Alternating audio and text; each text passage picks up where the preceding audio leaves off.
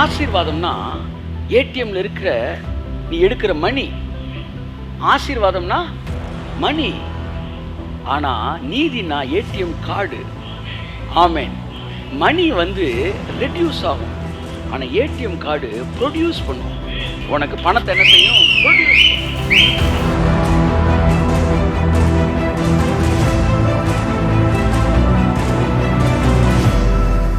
வாழ்க்கையில ஆசீர்வாதம் நீதி இரண்டு பேசிக்கிறேன்.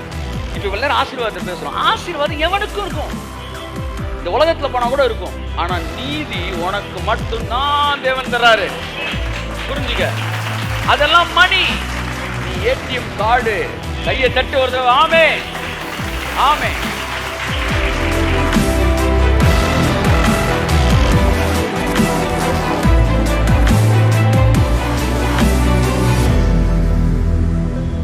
சிம்சோன் தலைமுடி வளர ஆரம்பிச்சிருச்சு. உங்க வாழ்க்கையில பிசாசு எவ்வளவு ஆசீர்வாதத்தை வலிச்சாலும் நீ வெறும் ஆசீர்வாதத்துக்கு பின்னாடி போற பிள்ளையா இருந்தா உன் ஆசீர்வாதம் குறையலாம்.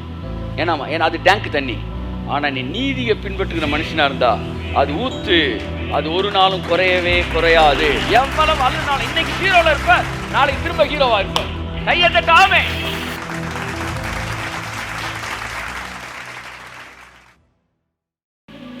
சங்கீதம் 24 அதிகாரம் 5, 6, 7.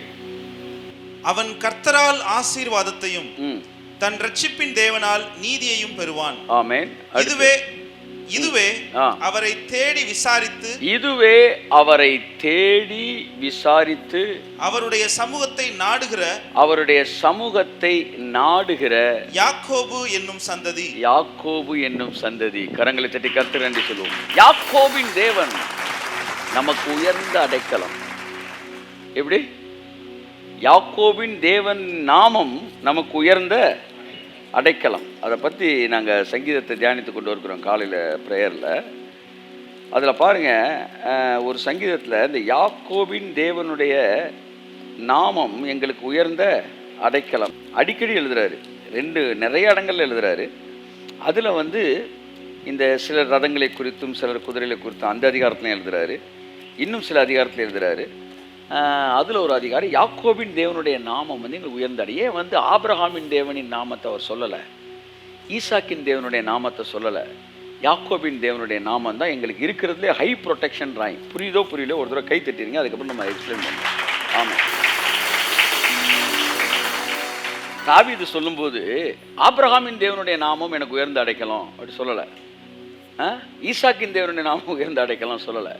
யாக்கோபின் தேவனுடைய நாமம் உயர்ந்து அடைக்கலாம். அதாவது மூணுமே எங்களுக்கு ப்ரொடெக்ஷன் தான். ஆனால் ஹை ப்ரொடெக்ஷன் எங்களுக்கு எதுனா யாக்கோபோட தேவன் நாம தான் எங்களுக்கு ஹை ப்ரொடெக்ஷன். அனைவருக்கு அது புரிஞ்சிருக்கும். இப்போவே தேவன் சொன்னாரு, நான் ஆபிரகாமின் தேவனும் நான் ஈசாக்கின் தேவனும் நான் யாக்கோபின் தேவனுமா இருக்கிறேன். அப்படின்னா என்ன அர்த்தம் நல்லா புரிஞ்சுக்கணும். நான் அப்பா பையன் பேரனுக்கு அப்படின்னு சொல்ல வரல அவர். அப்படி பார்த்தா யோசேப்பின் தேவன் இல்லையா? எல்லாருக்கும் தேவன் தான். ஆனால் இந்த 3 பேருமே 3 கேரக்டர். கை தட்டுங்க ஒருத்தவருக்கு. Amen. Abraham is a man of faith. Abraham விசுவாசத்தின் தகப்பன். அவர் ஆபிரகாமின் தேவன் சொல்லும்போது ஆபிரகாம் மாதிரி ஆட்களுக்கு நான் தேவன். அடுத்து Isaac is a sign of obedience. கீழ்ப்படுகிற பிள்ளை. பைபிள் says நான் ஈசாக்கின் தேவன். கை தட்டுங்க ஒருத்தர். ஆமென். இந்த 2 பேர் கணக்கிலுமே சேராம ஒருத்தன் வேற. 3வது யாக்கோபு. அவன் யாருன்னா எத்தன். அவன் சேட்டக்காரன். கர்த்தர் நீ 2 பேரும் கடவுள்னு சொல்லிட்டு கடைசியாக சொல்ல, இந்த சேட்டக்காரன் இருக்கான்லப்பா அவனுக்கு நான் தான் கடவுள். கை தட்டுங்க. ஆமென். அதனாலதான் அந்த 3ஐயும் பார்த்துட்டு தாவீது எதை சூஸ் பண்றான்? யாக்கோபின் தேவனுடைய நாமம் எங்களுக்கு உயர்ந்து அடைக்கலாம். எங்களுக்கு அவர்தான் தேவன். அப்ப தேவனால் புறக்கணிக்கப்படுகிற மனிதன் என்று ஒருவனும் இல்லை. பவுல் சொன்னான், நம்மில் ஒருவருக்கும் அவர் தூரமானவர் அல்லவே என்றான். அப்படின்னா என்ன அர்த்தம்னா, இந்த உலகம் எல்லாமே இந்த 3 கேட்டகரியில் ஒரு கேட்டகரிக்கு வந்துடும். ஏபியில் வராதவன் சிக்கு வந்துடுவான். ஆபிரகாமின் விசுவாசத்தில் மூவ் ஆகாதவன், ஒபீடியன்ட்ல மூவ் ஆகாதவன் யாக்கோபின் தேவன் நாமத்துக்குள்ள உள்ள வந்தார். அதான் அவர் எழுதுறாரு, யாக்கோபின் தேவனுடைய நாமம் எங்களுக்கு உயர்ந்து அடைக்கலாம். எங்களை தொட முடியாது. ஏன்னா எங்கள் தேவன் யாக்கோபின் தேவனும் கூட. யாக்கோபு அடிக்க வராங்க சார். யாரு? லாபான் வரான். ஒரே நாள் நைட்ல அவனை செதிலா பிச்சு எரிஞ்சிட்டு தான் 2 பிள்ளையும் கூட்டிட்டு போறதுக்கு லாபான் வரான். ஏண்டா என்ன தயிர் சாதம் நினைச்சியாடா? சொல்றான், நாங்க சாப்பிட்றதான் தயிர் சாதம், அடிச்சா உயிர் சேதம்ன்றான். அவன் அள்ளி எடுத்துட்டு வரான். எடுத்துட்டு வந்து, சார் நைட் ஆயிடுச்சு தூங்குவோம், காலையில் எந்திரிச்ச உடனே 5 மணிக்கு அவனை காலி பண்ணிடுவோன்றான். நைட்டு தூங்கும்போது டஸ்ன்னு கர்த்தர் வந்து நிற்கிறார். நின்று சொல்றாரு, நான் யாக்கோபின் தேவன், நீ அவனை தொடணும்னு நினைச்சன்னு வச்சுக்க, நீயும் உன் கூட இருக்க படையும் செதிலா பிச்சிருவேண்டா. உன்னை வான் பண்றேன், அவனிடத்தில் நன்மை அன்றி தீமையை பேசாதிருப்பாயாக. கரங்களை தட்டி கர்த்தர் நன்றி சொல்லுவோம். ஓ ரபா கபாலா கந்துரா பாலா தியாங்கா. இது ஆபிரகாமுக்கு சொல்லியிருந்தா அவருக்கு மரியாதை, ஈசாக்கு சொல்லியிருந்தா பரவாயில்ல, யாக்கோபு உன்னை ஆசீர்வதிப்பேன்னு சொன்னா பரவாயில்லையே. அவர் என்ன செய்யற, வக்காலத்து வாங்குறாரு. இவன்ட்ட போறாரு, யார்கிட்ட? லாபான்ட்ட போய், லாபான் பெரிய டூபான், பி கேர்ஃபுல், அவனை தொட்ட இன்னைக்கு நைட்டு நாளை காலையில் உசுரோட ஊரு போய் சேர்ந்துக்க மாட்டேன்றார்.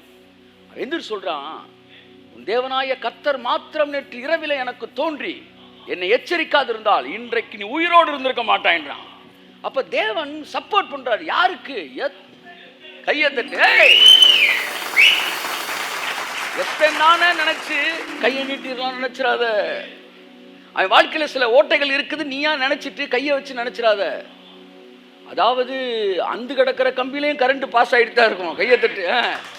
நீ மேல போற கம்பியை தொட்டாதான் பிரச்சனை, அந்து கிடக்கிற கம்பியை தொட்டா அதுதான் முதல் தூக்கும். ஒண்ணு பி கேர்ஃபுல். அவர் ஆபிரகாமின் ஈசாக்கின் தேவன் மாத்திரமல்ல, அவர் யாக்கோபின் தேவனாய் இருக்கிறார். ஆமென், ஆமென். அதுதான் சார் அவனோட இது. It is just done with Laban only. No, அடுத்து அண்ணவனா ஏசா. இவனுக்கு பல எதிரிகள் சார், ஆனாலும் ஒரே ஒரு நாம அவனை காப்பாத்திச்சது, நான் யாக்கோபின். சார் நீங்க ஆபிரகாம் தொட முடியாது, ஈசாக்கு தொட முடியாது. அவர் நல்ல மனுஷன், அவர் வந்து பெரிய பாஸ்டர், அவர் முழுக்கை சட்டை போட்டிருப்பாரு, அவரை தொட முடியாது, நிச்சயமா தொட முடியாது. சார் இன்னொருத்தர் இருக்கார் சார், அவரோட பையன் சார், அவர் அரக்கை செட்டான ஒழுங்கு இதான, அவரையும் தொட முடியாது. சார் இவர் கையை லைட்டாக மடிச்சு விட்டு வரார் சார், இவர் கொஞ்சம் ரவுடித்தனமான பாஸ்டா இருக்கு, இவரை தொட்டலாமா சார்? சார் இவரையும் தொட முடியாது சார் நீங்க. ஏன்னா அவர் ஆபிரகாமுக்கு ஈசாக்கு மட்டுமல்ல, அவர் யாக்கோபின் தேவன். அதான் சொல்றார், யாக்கோபின் தேவனுடைய நாமம் எங்களுக்கு உயர்ந்த அடைக்கலம். அவர் அவர்களின் தேவன் என்று சொல்லிக் கொள்வதற்கு வெட்கப்படவே இல்லையா. ஏன்னா அவருக்கு அம்புட்டு பேரையும் தெரியும். அதுதான் இங்கே சிக்கலே. எவன் வந்து இப்போ ஒருத்தன் வரான்ல, அவனும் தெரியும். டக்குன்னு அவனை ஸ்கேன் பண்ணுறாரு. சருன்னு ஸ்கேன் பண்ணால், சார் அவன் கத்தி வச்சிருக்கான்னு வந்தா, சரி வாப்பா உள்ள வாப்பா, ஸ்கேனிங் மிஷினுக்குள்ள வேணா, அவன் பெரிய பெரிய பட்டயமே வச்சிருக்கான். தம்பி நீ அவுட்டு கிளம்பு, உங்களில் பாவம். அங்கே வந்துடுறாரு அவர், ஸ்கேனிங் மிஷினுக்கு வந்துடுறாரு. ஸோ அதனால் இவர்கள் எல்லாம் பார்த்தோன்னா அவருக்கு ஒரு தைரியம் வருது, இவங்களோட நம்ம பிள்ளை எவ்வளோ பரவாயில்லடா அப்படின்ற முடிவுக்கு வராரு. அவர்கள் தீமை செய்வதற்கு திட்டமிடுகிறார்கள், இவர்கள் தீமை செய்வதற்கு திட்டமிடுவதில்லை. நல்லா கவனிங்க, இவர்கள் தவறுகிறார்கள், அவர்களும் தவறுகிறார்கள். ஆனால் 2 பேருக்கு என்ன வித்தியாசம்னா, அவன் தீமை செய்யறதுக்கு திட்டமிட்டு தப்பு பண்றான், ஆனா இவன் நன்மை செய்யறதுக்கு மட்டும்தான் திட்டமிடுறான். கையை தட்டு. ஆமென். அவர் ஊழியக்காரர் கேட்டார், ஆண்டவர் உங்க பிள்ளை மேலே எவ்வளவு இதா இருக்கீங்க? என் பிள்ளைகள் தவறு செய்கிறார்கள், ஆனால் ஒருபோதும் தவறு செய்வர்கள் திட்டமிடுவதில்லை, ஆனால் நன்மை செய்வதற்கு 1000 திட்டங்கள் போடுகிறார்கள். அதான்டா என் பிள்ளைன்னா. கை தட்டு. ஆமென். ஒழுங்காய் வாழ்வதற்கு, திரும்பி வாழ்வதற்கு, சரியாக வாழ்வதற்கு எத்தனை திட்டங்களை உங்கள் வாழ்க்கையில் போட்டிருக்கிறீர்கள், அது போதும் நீங்க தேவனுடைய பிள்ளை என்பதை காண்பிப்பதற்கு. அவர் யாக்கோபின் தேவன், அந்த நாமம் நமக்கு உயர்ந்த அடைக்கலம். அதனால நீங்க ஏதோ இருக்கிறதுலே வந்து லோ கிளாஸ், எவன் வேணாலும் கை வச்சுக்கலாம் அப்படிலாம் கிடையாது. அது யாக்கோபின் தேவன். பைபிள் சொல்லுது, இதுவே அவரை தேடி விசாரித்து அவருடைய சமூகத்தை நாடுகிற யாக்கோபு என்னும் சந்ததி. ஆமென், அல்லேலூயா. யாக்கோபின் சந்ததியர். ஆபிரகாம்கிட்ட வாக்குத்தத்தம் கொடுக்கப்பட்டது, ஈசாக்கிடம் வாக்குத்தத்தம் உறுதி செய்யப்பட்டது. ஒன்று நிலைப்பாடு, இன்னொன்று உறுதிப்பாடு. ஆனால் யாக்கோபின் இடத்தில் வாக்குத்தத்தம் வெளிப்பட்டது. கை தட்டுங்க. ஆமென். That is manifestation of promise. ஆமா, ஆபிரகாம்கிட்ட என்ன செஞ்சாரு? சொன்னாரு. ஈசாக்கிட்ட கன்ஃபார்ம் பண்ணாரு. யாக்கோபிட்ட தான் கண்ணில் காட்டினார். ஆபிரகாம்கிட்ட நீ பெரிய ஜாதியாவன்னு சொன்னார். ஒரு பிள்ளை தான் பிறந்துச்சு. ஈசாக்கிட்ட பெரிய பிள்ளை தான், பெரிய ஜாதியாக வேணாரு. 2 பிள்ளை தான் பிறந்துச்சு, ஏசா யாக்கோபு. அதில் ஒன்று தான் தெரிச்சு, யாக்கோபு. ஆனால் யாக்கோபுட்ட தான் 12 ஜாதி தோன்றுச்சு. நீங்கள் ஆபிரகாமின் சந்ததினா வாங்கிட்டு போயிடுவீங்க, நீங்கள் ஈசாக்கின் சந்ததினா கன்ஃபர்மேஷன் வாங்கிட்டு போயிடுவீங்க. ஆனால் யாக்கோபின் சந்ததினா கண்ணில் பார்த்துட்டு தான் போவீங்க. ஆமென், ஹல்லேலூயா. நீங்கள் ஆபிரகாமின் சந்ததினா இது பனைமரம், யாக்கோபின் சந்ததினா தென்னை மரம். சார் என்ன சார் பனைமரத்துக்கு தென்னை மரம்? பனைமரம் வச்சேன் பார்த்துட்டே சாவான், ஆனால் தென்னை மரம் வச்சவன் தின்னுட்டு சாவான். தெரியவில்லை என்றால் இது காலை வழியில் தெரிந்து கொள்ளுங்கள். Take the notes. பனைமரத்தை வச்சுட்டு நீ சாகிற வரைக்கும் அது வளர்ந்து வரைக்கும் நீ செத்துருவ, பார்த்துட்டே செத்துருவாடா. தென்னை மரம் வச்சவன் கும்முன்னு தின்னுட்டு தான் சாவானா. யாக்கோபு தென்னை மரம், கையை தட்டு, தின்னுட்டு தான் நம்ம சாவோம்.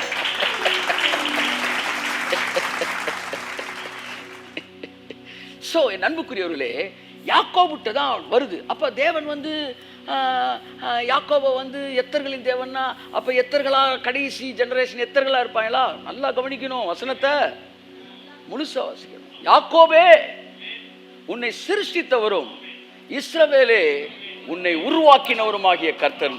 அப்படின்னா என்ன அர்த்தம்னா, ஆபிரகாம் ஆனா ஈசாக்கு ஒன்றும் மாற்றவே இல்லை, ஆனால் யாக்கோபுக்கு பேரை மாத்துறாரு.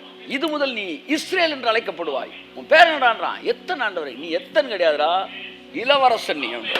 அப்படின்னா என்னன்னா, கேரக்டர் சேஞ்சிங்கிற ஒன்று யாக்கோபுட்ட நடக்குது. அவர் தொடைச்சந்து நரம்பை தொட்டார். நியூராலஜிஸ்ட் கேட்டிங்கன்னா, சில நரம்புகள் தான் உணர்வுகளை கொண்டு போகிற என்னது பாதை. சில நரம்புகளை தொடுவதன் மூலம் உங்கள் குணங்களே மாற்றலான்றாங்க. குடிக்கிற சிலருக்கு சில நரம்புகளெல்லாம் அப்படி நீங்கள் இது பண்ணிட்டு கட் பண்ணிட்டா அவனுக்கு குடிக்கிற எண்ணமே வராதுன்னு சொல்கிறாங்க. சில நரம்புகள்லாம் இருக்குது, அதெல்லாம் லைட்டாக தொட்டு விட்டோம்னா, சார் ஒரு பெரிய ரேபிஸ்ட் சார்னா சில நரம்பை கட் பண்ணி விட்டோம்னா அவன் பாட்டுக்கு ரேபிஸ்ட் வந்து என்ன ஆயிடுவார்?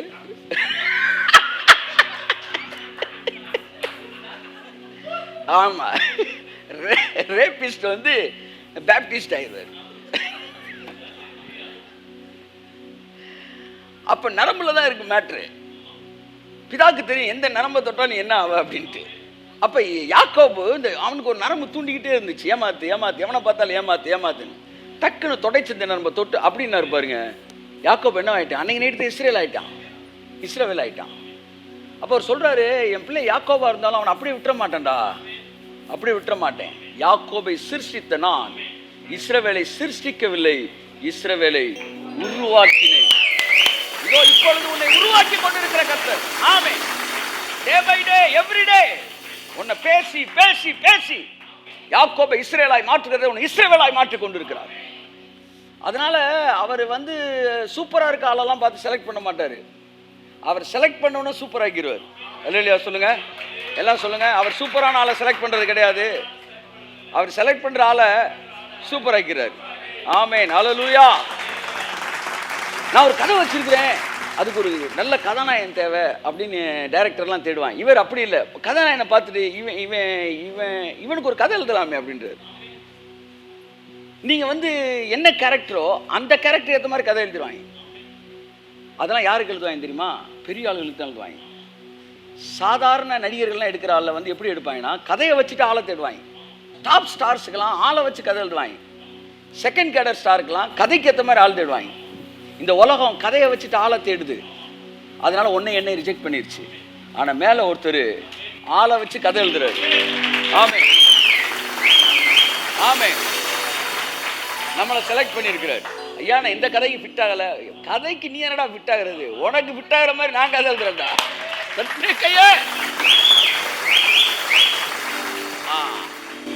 அப்பேற்பட்ட தேவன் கையில் சிக்கியிருக்கீங்க சார். கும்பிட போட்டு போயிட்டே இருக்கணும், ஒன்றும் பேசக்கூடாது. ஐயா நீ எங்கே கூப்பிட்டாலும் நான் வரேன். வாழ்க்கையில் நல்ல வழியை காமிச்சிட்டீங்க, நான் பாட்டுக்கு உங்கள் பின்னாடி அடிக்கப்படுற ஆடு மாதிரி வந்துக்கிட்டே இருக்கிறேன். என்னை வாழ வைக்கிற தேவன் நீங்கப்பா. அன்புக்குரியவர்களே, யாக்கோபின் தேவன் உங்களுக்கு உயர்ந்து அடைக்கலாம். இன்றைக்கி நான் அதை பற்றி பேசலை, அதுக்கு முந்தின வசனம் பேசுகிறேன். இதுவே அவரை தேடி விசாரித்து அவருடைய சமூகத்தினுடைய யாக்கோபின் சந்ததி அவன் என்ன வாங்குவானா கர்த்தர்ட்ட? முந்தின வசனம் வாசிங்க. அவன் கர்த்தரால் ஆசீர்வாதத்தையும் தன் ரட்சிப்பின் தேவனால் நீதியையும் பெறுவான். கை தட்டுங்க. ஆமென். ஆசீர்வாதத்தை மட்டும் ஆபிரகாமுக்கு தர, யாக்கோபுக்கு தேவன் தரல, நீதியவே கொடுத்தாரு. ஆபிரகாமுக்கு ஆசீர்வாதத்தை கொடுத்தாரு, ஈசாக்குக்கு ஆசீர்வாதத்தை கொடுத்தாரு. ஆனா யாக்கோபுக்கு மட்டும்தான் தன்னுடைய நீதியவே அவனுக்கு கொடுத்தாரு. அதாவது, ஐயா நீர் என்னை ஆசீர்வதித்தாலும் நான் உம்மை போக விடேன் என்று அவன் சொல்லும்போது அவனுக்கு 2 பெரிய படைகள் இருந்தது. ஏறக்குறைய பல கோடிகளுக்கு அதிபதி அவன். ஆனா அவன் கேட்டது அந்த ஆசீர்வாதம் இல்லை. ஐயா எத்தனை நான் இருக்கிறேன், என் கேரக்டர் இப்படி இருக்கு, என்ன மாத்துங்க ஆண்டவரே. இந்த லாபான்லாம் ஒரு ஆளு, அவன்லாம் அடிக்கிற கை நீட்டுற மாதிரி ஆச்சு. புள்ள பூச்சிக்கெல்லாம் கொடுக்க முடிக்கணும் எப்போ ஆண்டவரே நினைச்சேன். வந்து வாட்ஸ் தேட் வந்து என்னமோ சொல்லுவாங்க, என்னது அதெல்லாம் வந்து நண்டு சின்லாம் நம்மளை இப்படி பேசுது ஆண்டவரே. நீங்கள் பார்த்து இப்போ அவனை போட்டு தள்ளிட்டேன்பா, போட்டு தள்ளிட்டீங்க ரைட்டு, ஆனால் என்ன நீங்கள் மாற்றினீங்க, பேசுகிற அளவுக்கு நீங்கள் வைக்காதீங்க ஆண்டவரே. உன் பேர் என்னடான்னு கேட்குறாரு. நல்லா கவனிய, நான் யாக்கோபுன்றான். ஹி கன்ஃபஸ்ட் தட் ஐ ஆம் அ டிசீவர். நான் வந்து எத்தனை இன்னையிலேருந்து நீ இஸ்ரேல்ன்ற உன் நாமத்தை நான் பிரஸ்தாபப்படுத்துவேன். இது வரைக்கும் உன் பேரை அவங்க கேவலப்படுத்தினாயில, இனிமே உன் பேரை இந்த உலகத்தில் இல்லாதாலும் ஒவ்வொருத்தையும் வாயிலே நான் சொல்ல வைப்பேன். இந்த முழு உலகத்திலும் இயேசு என்ற வார்த்தைக்கு பிறகு புறஜாதிகளாலும் அதிகமாய் உச்சரிக்கப்பட்ட நாமம் இஸ்ரவேல் என்பது. கரங்களை தட்டி கர்த்தர் நன்றி சொல்லுவோம். இந்த வேதத்திலே இயேசு என்ற நாமத்தை விட அதிகமாக எழுதப்பட்டிருக்கிற நாமம் யார் நாமம்? யாக்கோபு பேரு. அதை சொல்லுங்க, யாக்கோபு பேரு. அவன் பேர் தான் இஸ்ரேல் மாறிச்சு. அப்ப நீ மாத்திரம் எவ்வளவு பெரிய மோசமான பின்னணியுடையவனாய் இருந்தாலும் தேவனாய் கர்த்தரை உன் சொந்த இரட்சகராய், இயேசுவை சொந்த இரட்சகராய் ஏற்றுக்கொள்வாய். ஆனால் உன் வாழ்க்கையை மாற்றி உனக்கு ஆசீர்வாதத்தை மட்டும் இல்ல, உனக்கு நீதியையும் தருகிற தேவனாய் இருக்கிறார். கரங்களை தட்டி கர்த்தர் நன்றி சொல்லுவோம். ஆமென். இன்னைக்கு உங்கள்கிட்ட இந்த 2 வார்த்தையை மட்டும் தான் பேச விரும்புகிறேன். இப்போதான் விரும்புகிறீங்களா? இப்போதான் விரும்புகிறேன், இனிமேதான் செயல்படுறது. 2 வார்த்தைகள். ஒன்று, கர்த்தரால் ஆசீர்வாதத்தையும் தன் ரட்சிப்பின் தேவனால் நீதியையும் பெறுவான். 2 வார்த்தை ரொம்ப தொட்டுச்சு. ஆசீர்வாதம், இன்னொன்று நீதி. நான் கேட்டேன், ஆண்டவரே ஆசீர்வாதம்னா என்ன, நீதினா என்ன? உங்களுக்கு தேவன் வெறும் ஆசீர்வாதத்தை மட்டும் தரலைங்க, ஆமாம் நீதியை தர்றாரு. நிறைய பேர் இந்த ஆசீர்வாதத்துக்கு பின்னாடியே ஓடுவாங்க. நம்ம ஆசீர்வாதம் அவர் இல்லை, ஆசீர்வாத அவரோட போகிறதே நல்லது, ஆசீர்வதிக்கப்படுவீர்கள். ஆசீர்வாதத்தை ஆமேன் ஒரு வீட்டில் போட்டுருந்தாங்க, நீ ஆசீர் அப்படின்னு போட்டு அது இடம் பத்தல மடக்கி வாதமாக இருப்பாய் அப்படின்னு. நீ வாதமாக இரு, என்ன வாதம்? ஆசீர்வாதம், ஆசீர்வாதம். ஆனால் தேவன் நமக்கு ஆசீர்வாதத்தை மட்டும் தருகிற தேவன் அல்ல, நீதியை தருகிற தேவன். கர்த்தர் சொன்னாரு, பழைய ஏற்பாடு முழுவதும் நீங்க ஆசீர்வாதத்தை தான் பார்க்குறீங்க, இயேசு வந்த பிறகுதான் நீதியை பார்க்குறீங்க. ஆமேன். அவரே பிதாவால் நமக்கு நீதியானார். ஆமேன். நீதினா என்ன தெரியுமா? உங்களை நீதிமானாக்குறது. இப்படி சொல்லலாம். கர்த்தர் சொன்னார் எனக்கு, ஆசீர்வாதம்னா ஏடிஎம்ல இருக்கிற நீ எடுக்கிற மணி, ஆசீர்வாதம்னா மணி. ஆனா நீதினா ஏடிஎம் கார்டு. ஆமேன். மணி வந்து ரெடியூஸ் ஆகும், ஆனால் ஏடிஎம் கார்டு ப்ரொடியூஸ் பண்ணும். உனக்கு பணத்தை என்ன செய்யும்? ப்ரொடியூஸ் பண்ணும். ஸோ நான் பணத்தை அவர்கிட்ட வாங்க விரும்பலை, நான் ஏடிஎம் கார்டையே வாங்க விரும்புகிறேன். கையை தட்டுங்க. ஆமேன்.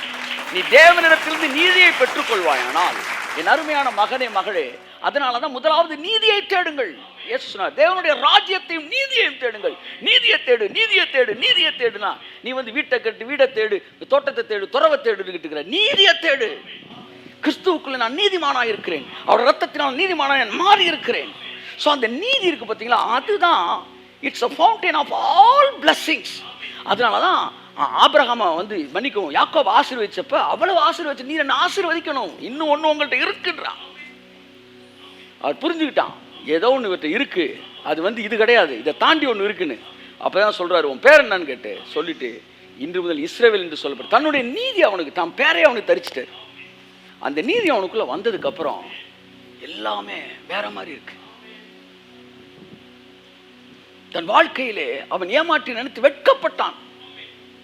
சே இப்படி ஒரு வாழ்க்கை போய் வாழ்ந்துருக்க மேடா, இன்னைக்கு உலகமே நம்ம போய் அவன் ஒரு 2 ஆட்டுக்குட்டிக்காக 2 வந்து அண்ணன்ட்ட போய் கூலை கொடுத்து அந்த சேஷ்ட அப்படி நான் வருத்தப்படுற அளவுக்கு அவனுக்குள்ள நீதி வரா. என் அருமையான மகனே மகளே, உன் வாழ்க்கை ஆசீர்வாதத்துக்கு பின்பாய் செல்கிற வாழ்க்கை அல்ல, தேவனுடைய நீதியை பெறுகிற வாழ்க்கையாய் மாறுவதாக இந்த காலையில் என்று நான் சொல்லுகிறேன். இந்த யூடியூப் செய்தியை, இந்த ஃபேஸ்புக்கில் இந்த செய்தியை டிவியில் எங்கே நீங்கள் கேட்டுக்கிட்டு இருந்தாலும் சரி, நீங்கள் தேவனிடத்திலிருந்து ஆசீர்வாதத்தை மட்டுமல்ல, அவரிடத்தில் நீதியை பெற்றுக்கொள்கிறவர்களாய் மாறுங்கள். இதுவே கர்த்தரால் ஆசீர்வாதத்தையும் தன் ரட்சிப்பின் தேவனால் நீதியையும் பெறுகிற ஜனம். எல்லாம் சொல்லுங்க, ஆசீர்வாதம், நீதி. ஸோ இந்த நீதி தான் ஆசீர்வாதத்துக்கெல்லாம் ஊற்று. என் பாவங்கள் மன்னிக்கப்பட்டு இருக்கிறது என்கிற வெளிப்பாடு இயேசுவை சொந்த ரட்சகராக ஏற்றுக்கொள்ளும் போது நீதி என்கிற மார்க்கவசத்தை அவர் உங்களுக்கு தருகிறார். ஸோ இந்த நீதியை பற்றி மட்டும் கொஞ்ச நேரம் நான் பேசிட்டு முடிக்கிறேன். ஸோ இயேசு கிறிஸ்து கூட இந்த நீதியை பற்றி பேசுகிறார். எங்கே பேசுகிறாரு? மத்தேயுவில் பேசுகிறார். எண்ணத்தை உண்போம், எண்ணத்தை புசிப்போம், எண்ணத்தை உடுப்போம் என்று ஆசீர்வாதத்துக்கு பின்னாடி போகாத, இவைகளை குறித்து நீ கவலைப்படாமல் இருங்கள். எனக்கு ஒரு பெரிய கன்ஃபியூஷன் இவங்களுக்கு என்னென்னா, இந்த ஆசீர்வாதத்தையே பேசுகிறவன் இன்னொருத்தன் வந்து நீதியை பேசுகிறவன், இப்போ 2 பேருமே நல்லா கவனிங்க, இவனும் பணத்தை பேசுகிறான், அந்த நீதியை பேசுகிறவனுக்கும் ஃப்ளோ வருது, பணம் வருது, ஆனால் அவனும் பணத்தை பற்றியே பேசிக்கிட்டு இருக்கிறான். பொதுவாக பார்த்தோன்னு என்ன நினைக்கிறான், இவனும் பணத்தை பற்றி தான் பேசிகிட்டு இருக்காரு, ஆனால் அந்த பணம் அவர் பணத்தை பற்றி பேசுனால வரல, அவர் நீதியை பற்றி பேசுறதுனால வருது. So you must know the difference. இவர்கிட்ட பணம் இருக்குது, அவரும் பணத்தை பேசுகிறாரு, அவர் பேசுகிற பணம் இவர்கிட்ட இருக்குது, ஆனால் இவர் பணத்தை பற்றி பேசுகிறவர் அல்ல, தேவனுடைய ராஜ்யத்தை பேசுகிறவர், தேவனுடைய நீதியை பேசுகிறார். ஆசீர்வாதம் என்பது தலை கிடையாது, அது வால். அது நீங்கள் புரிஞ்சுக்கணும். நீதி தான் தலை. நீதி எங்கெல்லாம் போகுதோ ஆசீர்வாதம் அங்கெல்லாம் பொமேரியன் மாதிரி. ஆமாம், அந்த என்ன நாய்க்குட்டி பக்கா, ஆமாம், அது அப்படி பின்னாடி வரும். ஸோ அதனால இயேசு ஒரு அழகான விஷயத்தை சொன்னார். எண்ணத்தை உண்போம், எண்ணத்தை புசிப்போம், இதுக்கெல்லாம் யோசிக்காதடா மகனே. முதலாவது நான் சொல்கிறேன், 2 தேடு. சே, எவ்வளோ நல்ல தேவன், எவ்வளோ நல்ல தகப்பன். நமக்கெல்லாம் வாத்தியாரெலாம் பார்த்தோன்னு மரியாதை வருது. ஸ்கூல் டீச்சர்ஸை பார்க்கணும், ஏன் நம்மளை ஸ்பிரிச்சுவல் லீடர்ஸை பார்த்தா மரியாதை, ஏன் தெரியுமா? அவங்க நமக்கு நல்ல விஷயங்களை சொல்லித்தராங்க. அப்படி தான் நீங்கள் தேவன் மேலே எனக்கு ஒரு பெரிய மரியாதை. ஏன்னா அவர் எவ்வளோ நல்ல தேவனாக இருந்தா, நல்ல கடவுளாக இருந்தால் நேசிச்சார்னா எவ்வளோ அழகான விஷயங்கள் உங்களுக்கு எனக்கு அவர் சொல்லித்தர முடியும். என் மகனை எண்ணத்தை உண்போம், எண்ணத்தை புசிப்போம் என்று வாசிப்போம். அது ஃபுல்லாக வாசிக்கும்போது இந்த நீதியை பற்றிய அறிவு நமக்கு வரும். வாசிப்போம். 27 மத்தேயு 6:26 வாசிங்க. ஆகாயத்து பட்சிகளை கவனித்து பாருங்கள், அவைகள் விதைக்கிறதும் இல்லை, அறுக்கிறதும் இல்லை, களஞ்சியங்களில் சேர்த்து வைக்கிறதும் இல்லை, அவைகளையும் உங்கள் பரமபிதா பிழைப்பூட்டுகிறார். அவைகளை பார்க்கிலும் நீங்கள் விசேஷித்தவர்கள் அல்லவா? 2 விஷயத்தை நல்லா கூர்ந்து கவனிக்க சொல்றார் கர்த்தர். எது சொல்லுங்க? காட்டு புஷ்பங்களை பாருங்கள், வானத்து பறவைகளை பாருங்கள். காட்டு புஷ்பம் என்பது இட் இஸ் நாட் வீட்டு புஷ்பம், திஸ் இஸ் காட்டு புஷ்பம். காட்டு புஷ்பம் அப்படின்னா எது சொல்லுங்க? தானா காட்டு மாட்டில் வளர்றது. அதுக்கு எவனும் லீடர் கிடையாது, அதுக்கு தண்ணி பாய்ச்சற கிடையாது. கடவுளே இல்லைன்னு சொல்கிறவனும் அந்த காட்டு புஷ்பம் தான். 1000 கடவுள் இருக்குன்னு சொல்கிறவனும் அந்த காட்டு புஷ்பம் தான். உண்மையான கடவுள்கிட்ட வர்றவன் மட்டும்தான் வேலிக்குள்ளே இருக்கவன் வீட்டு புஷ்பம். மற்றதெல்லாம் காட்டு புஷ்பம். அது தானாக வளரும். திடீர்னு அந்த பக்கம் ஒரு மாடு போனால் மேய்ஞ்சிட்டு போயிடும். சொல்ல ஆடு வந்து செடியாக இருக்கும்போது மேயுமா, மரம் ஆயிடுச்சுன்னா நிழலுக்கு வருமா. அவன் அந்த மரம் சொல்லுவான், வா வா வா, நீ தானே மேய பார்த்த, வா வா எல்லாம் கிட்ட வா. உங்களை மேயணும்னு நினச்சிங்க நிறையா பேர், ஆனால் நீங்கள் மரம் ஆயிட்டீங்க. உங்களை மேயணும்னு நினச்சவன்லாம் ஐயா ஜெபிங்கன்னு இல்லை கையெழுத்து. அப்போ உடனே அந்த மரம் அப்படியே கையை விரிச்சு இந்த காலை ஓட் கிட்டக்க வராது, அப்படின்னு எத்தாது. சரி வா வா வா வா வா. ஏதோ அந்த காலத்தில் என்ன மேய பார்த்த, இன்னைக்கு நீ காஞ்சிக்கிட்டு காயை பார்க்குற, வா நிழலுக்குள்ளே வந்து அப்படி நீங்கள் அரவணைக்கணும். ஆமாம், அதுதான் வந்து மரத்தோட தன்மை, ஆடோட தன்மை அப்படி. அப்போ இந்த காட்டு புஷ்பத்துக்கு எவனுமே இல்லை, எவனுமே அதுக்கு வந்து இன்சார்ஜே கிடையாது. அதுவே இவ்வளோ அழகாக வளருதுன்னா இந்த உலகத்தில் இருக்காங்க பார்த்தீங்களா, கடவுள் அறியாதையும் அவன்லாம் நல்லா வந்து சூப்பராக அந்த காரில் இந்த காரில் இறங்கி வாழ்க்கையில் ஆசீர்வதிக்க ஒரு மாதிரி இருக்கிறான்னா அது அவனை கூர்ந்து பாரு. ஆமாம், அவனை பார்க்கக்கூடாது சார், பாருன்னு கர்த்தர் சொல்கிறாரு.